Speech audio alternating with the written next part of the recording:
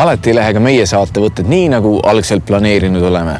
Näiteks täna juhtus üks hirmus õnnetus ja me olime sunnitud oma võttepäeva katkestama, kuigi hommik oli palju lubav. Saatusel on meiega seekord omad kavatsused. Küllap on teil keeruline mõista, miks alustame oma tegemisi õhtuhämaruses Maarja mõisa haigla ees. Aga lubage, et kerin kogu loo tagasi algusesse, tagasi hommikusse ja saate täpselt teada, mis juhtus. Kui mulle antakse valida, kas sõita liftiga või minna treppist, siis ma valin kindlasti esimese variandi. See on lihtsalt mugavam. Me saime vihje, et Tartus elab üks noormees, kes tegeleb ühe väga iseäranis põneva alaga, mis igasugused mugavused välistab. Selle ala kirjeldus lihtsas maakeeles võiks olla järgmine. Ta hüppab üle piirete mööda maja seinu, igatahes teeb kõik, et mitte kasutada kõnniteed.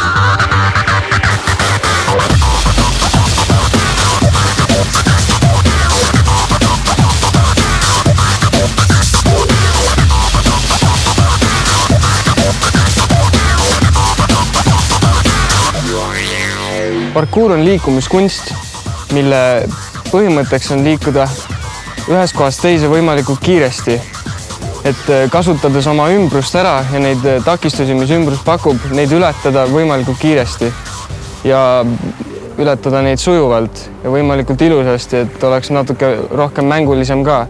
Oma füüsise äärmuslik proovilepanek on viimased 5 aastat täitnud Reimo Kivise elu. Ta on akrobaatikatreener ning tõsine parkuuri ja freerunni harrastaja. Paljude arvates on ta Eestis oma ala parim. Reimo etteasted on kui stseenid Hollywoodi märulist, mida vürtsitavad meisterlikud kaskadööritrikid. Tema liikumine ei tunne piire. Tegelikult parkuuri saab harrastada igal pool, et see ongi selle võlu. Tegelikult peabki seda igal pool harrastama, et kunagi ei tea, kus sul seda vaja läheb või kunas.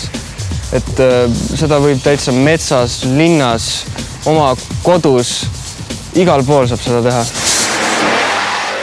Võistlusi sellel alal ei peeta. Nii parkuur kui freerun on liikumiskunst iseendale. Neid kahte eristab sisuliselt see, et freerunni osaks on saltod ja võimlemine, parkuuris ületatakse kehalise osavuse ja kiirusega takistusi. Parkuur arendab otsustavat mõtlemist ja situatsioonide ettenägemist. Siia juurde käib vaid vapustav kehakontroll ja tasakaal, mis paneb mind peast kinni haarama. Kõik toimub jube kiiresti, vaid sekunditega.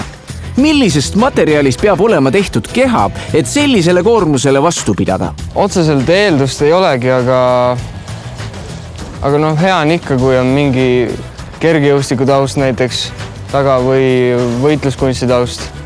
Et kõik annavad kehale rohkem liikuvust juurde ja kontrollib oma keha paremini.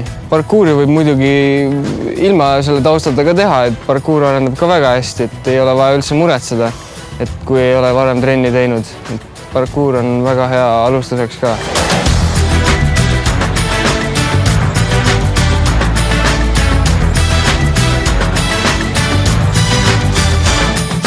Reimot vaadates tekib mulje, et ka kõige keerulisemad trikid on võimalik sooritada ülimalt lihtsalt ja ilma suurema pingutuseta. See on märk harrastaja tasemest. Tipptegija liikumine on sujuv ja stiilne.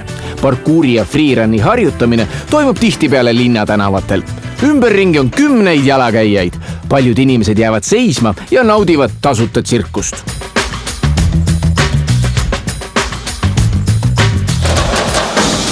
Reaktsioone on igasuguseid, et turistid on hästi rõõmsad, tahavad kohe pilti teha, aga kui kuskil maja juures teeme, siis majatöötajad tulevad tavaliselt väga kurjana välja. Aga kui ilusti ära seletada, millega tegu on ja miks nii tehakse, siis üldjuhul on aru saadud sellest ja ei ole probleeme tekkinud. Minu selja taga on ehitis, millel trikitamisest noormees ise suurt ei arva midagi. Kuid pealtvaatajatele suudab ta sellesama majakese pealt pakkuda oivalist vaatemängu. Tegelikkuses on suurtükitorni meenutavale hoonele hüppamine karm väljakutse. Maja seinad on täis lahtiseid telliseid ja murenenud krohvi. Üle treppide tuleb teha ligikaudu 5-meetrine õhulend. Miski ei taga katse raudkindlat õnnestumist. Ees seisab keeruline ülesanne. Reimo on keskendunud, valmis ja hüppab.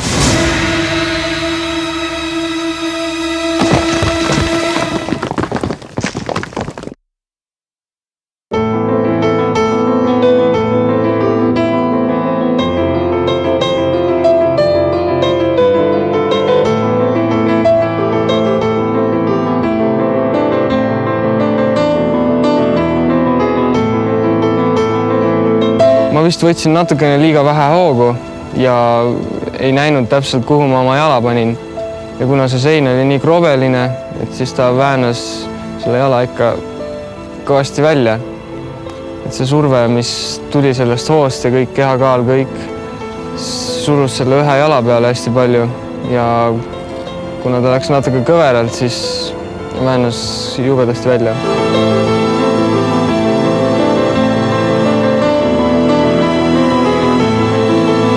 Vigastused ikka tulevad, see oleneb endast täiesti, kui üle hindad ennast. Et minul õnneks ei ole väga suuri vigastusi olnud, et eelnev oli õlavigastus kuskil õlas ja olin umbes aasta aega rivist väljas. Selline on parkuuri ja freerunni harrastaja elu. Paljulubavalt alanud päev võib ootamatu õnnetuse tõttu võtta tumedama tooni. Vastu lagunevat majaseina maandudes sai Reimo jalg raske löögi. Löögi tagajärjel on jalalaba sidemed rebenenud. Hinge kinni hoides loodame, et ränk vigastus ei röövi Reimolt võimalust haruldase huviala juurde tagasi pöörduda.